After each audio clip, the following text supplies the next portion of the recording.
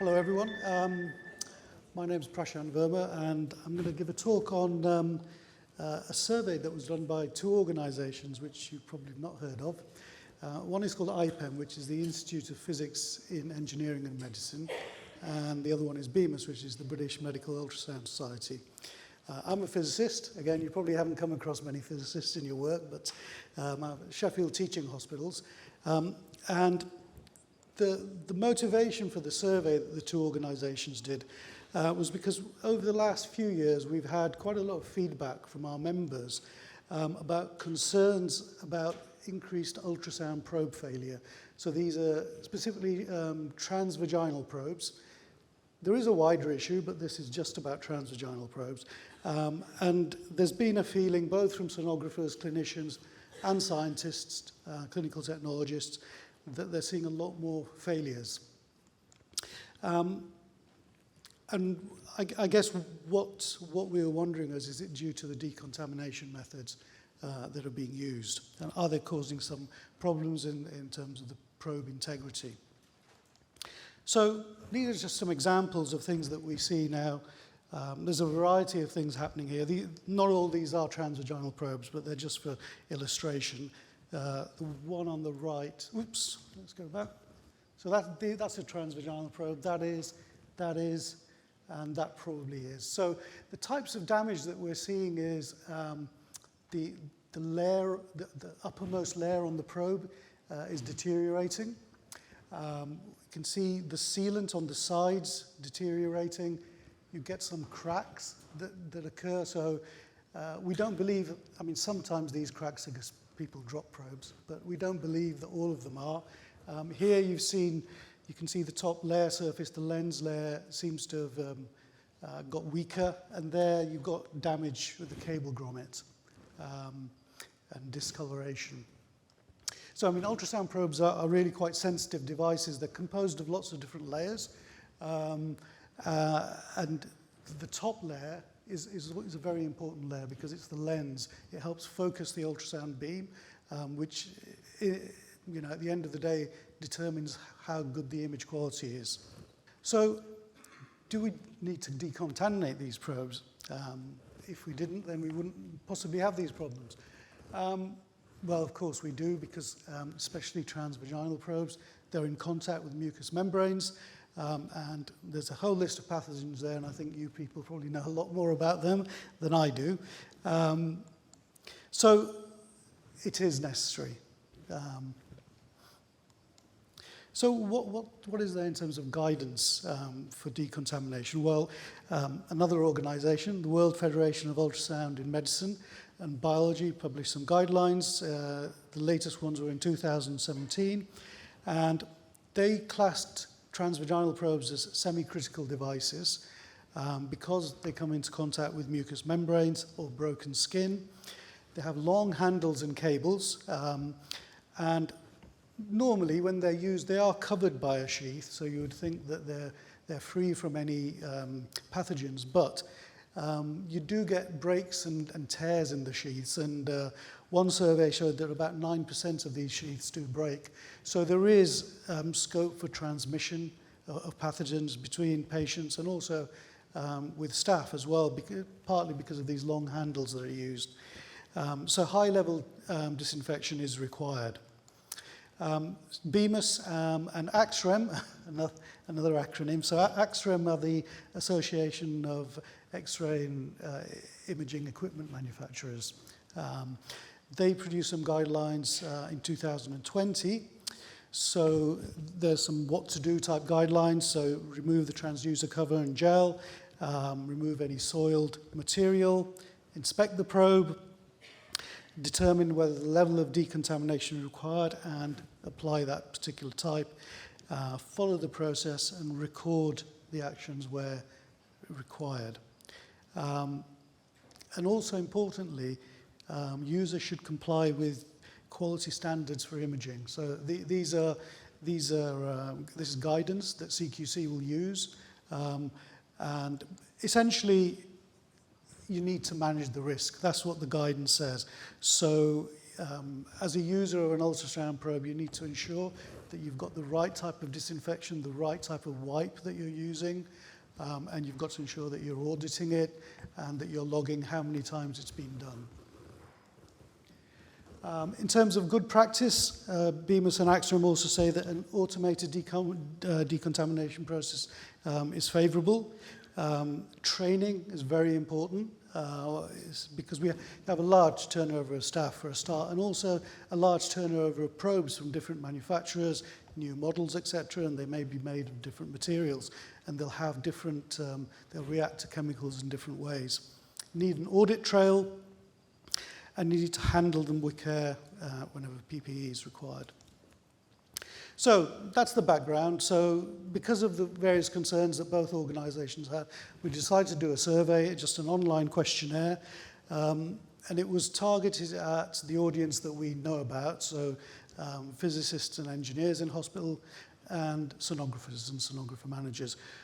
Who this survey hasn't gone out to are people in disinfection. So this morning we heard quite a lot about having a disinfection lead. And I think one of the takeaways I've had from today is it would be great to send this survey to all those people as well. So the survey happened earlier, late last year. We got a reply from 32 departments, which isn't brilliant, but it's not nothing. It gives us some idea. And this just shows you the distribution throughout the UK of where we had replies from. So it had 30 questions, and they were talked about training, probe details, pre-disinfection methods, disinfection methods, and any trends in probe damage that departments had actually seen. So one important question was, do new staff get signed off after observation, after they've done some training? And initially, you'd say the result was quite good. Yes, all new staff receive training. That's the green one. It's actually 80%, which actually isn't that good, I don't think. I mean, that means 20% of new starters using ultrasound transducers are not being trained on how to disinfect them. So if they are being trained, is there any refresher training in your department? So as I mentioned, you know, you get new models of probes in, you get new machines in, etc. And this is even worse, actually. So only 50% of staff who are using this equipment will have a refresher training. And again, I think it's quite interesting that the survey shows that result. So moving on to the types of probes that were used. So most of the main manufacturers, there was a bit of bias with in terms of GE probes. Sorry, up here. They did account for most of them. Obviously, GE is a popular ultrasound manufacturer, about 45%. And then Canon, Philips, and Samsung accounted for the others in equal proportion. So you do get different types of probe as well, and that can be important. So you'll see some can be kinked, some are straight through, and you also get 3D probes. And these are slightly different because what they have is they have the normal ultrasound crystal in there, but it actually rocks, it moves, and that's how you can create a 3D image. So the thing about these is they need to be sealed really well because they've got, the transducer sits inside an oil bath, basically. And so we have had lots of feedback about these type of probes being damaged. Now, ultrasound probes are expensive. So these two types of probes will be about £5,000 each. This one, because it's a 3D probe, will probably be about 3 times that, so £15,000. So it's, you know, it's important to understand if we can reduce the failure rates. So pre-disinfection methods. So obviously you've got your probe, you put gel on it, it may be in a sheath, you do your scan. What do you do first? So there are various things you can do. You can use wipes, which is predominantly the best, the recommended advice. But there are lots of different types of wipes. And if you look at an ultrasound manufacturer's guidebook on ultrasound probes, you'll find that they're quite specific for each transducer, each model of transducer, which wipe you can use and which you can't. In this survey, what we found was that Tristel wipes were the most popular. There were some Clinell wipes, and that's significant because some manufacturers do specifically say don't use Clinell, but we have found that people still use them because they're unaware. But in general, Tristel is the most popular. I don't know if you're going to ask me, is that Tristel Solo, Duo, ULT? I don't know. The survey does have that information, but it's not so easy to extract it. And then when you move on to disinfection, this has been split into two main types. So I've got the, I'm just trying to look at that. The blue one is the decontamination wipes. So this is again Tristel, etc., or Clinell. And then we've got disinfectant chambers.